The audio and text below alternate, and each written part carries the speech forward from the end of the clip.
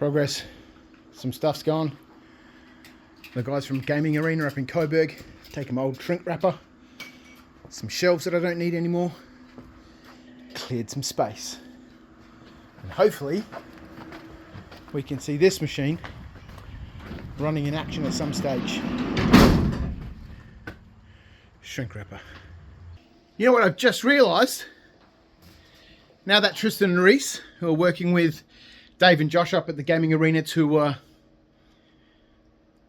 do bits and pieces, we'll talk about that later on. Now that they've taken my old shrink wrapping machine, which needs a little bit of work, and I explained to them that it may potentially be a fuse problem, blah, blah, blah. They'll tinker, play, hopefully then get it working. Now that that's gone, my wife and daughter always say one of my hobbies is moving things around. At the moment it is. I might be able to get this stuff out of here. You know, or shuffle things around a little bit so I can get access to this cupboard. If I can find it, I'll put it in here.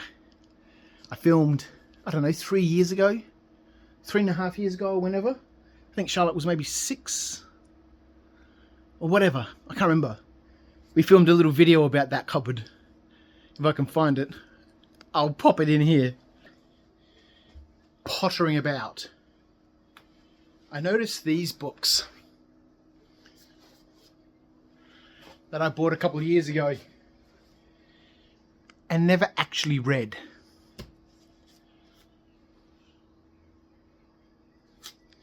Now, Nick Robson from Eureka Miniatures years ago lent me a book on spin casting for a weekend. Desperately wanted it back. Amazing book. But otherwise, everything I know about spin casting has been learnt through trial and error. Now, it's not a lot. I'm not professing to be an experienced mold maker or a spin caster, but I'm going to keep my spin casting stuff. I've gone back and forwards about selling it, but I think I'm going to keep it. I'm going to keep one of the lasers and my spin casting stuff. I'm going to set up out the back my cool new workshop, and I'm actually going to cast a whole bunch of miniatures. Well, actually,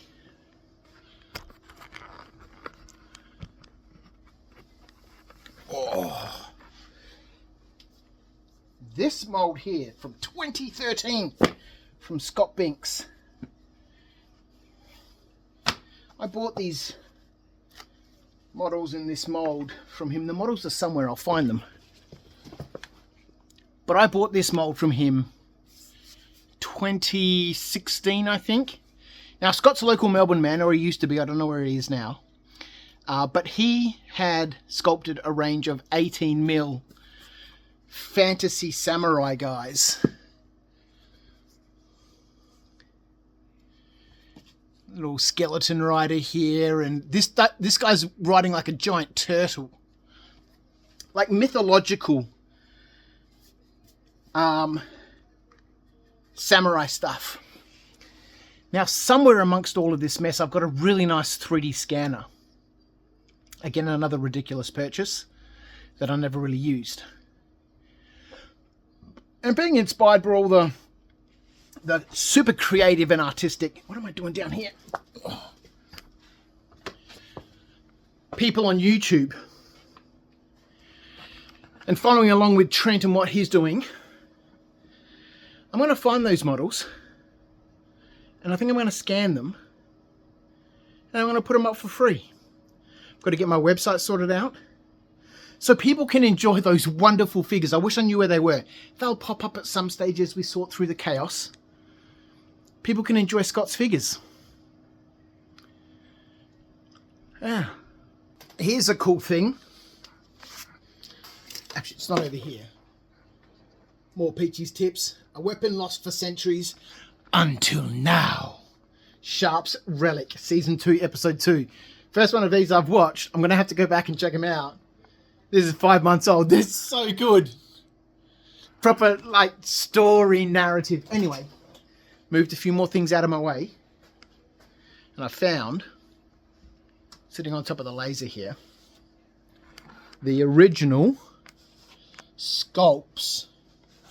They've gone this weird colour because they've been vulcanized, of the Mirrors of Toulon figures sculpted by Anton de Croo from Flytrap Factory. These are all the masters that Anton made for me. And I didn't do anything with these figures. I spent 20 grand, I think, having 69 figures sculpted, master molds and stuff made. They were done by Nick Robson from Eureka. Some of them are sitting down there. Actually, they're all sitting down there. We launched a Kickstarter. It was successful in terms of the funding goal, but I cancelled it for some reason. Another thing to revive. When I find all the painted examples of those, we'll look more at that stuff. But my aim is to get access to that cupboard. And then project after project after project will unveil itself as we slowly continue to work through the chaotic madness and find some cool stuff.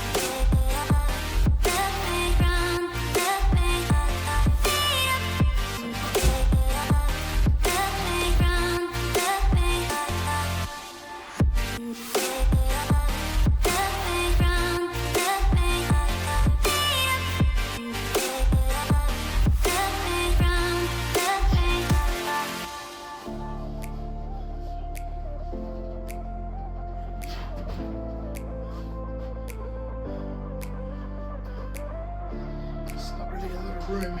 Oh, it's temporary. It's all temporary.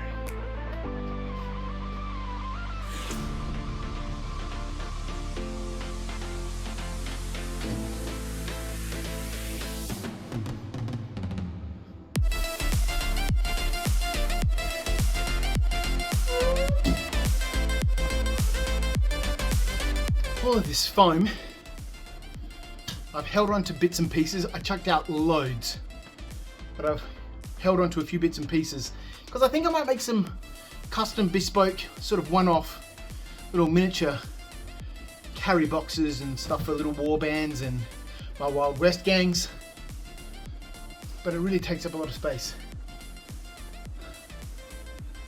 Alright, more moving.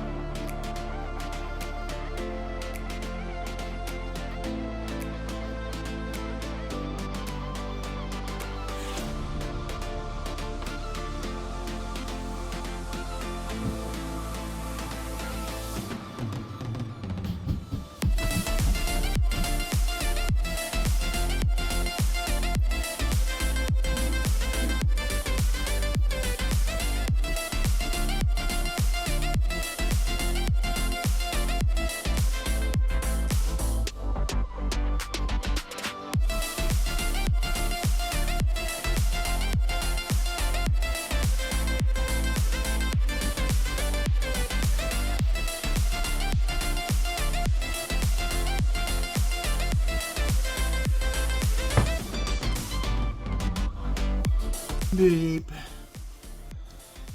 Nothing about that was easy. We have access to all of the cupboards now.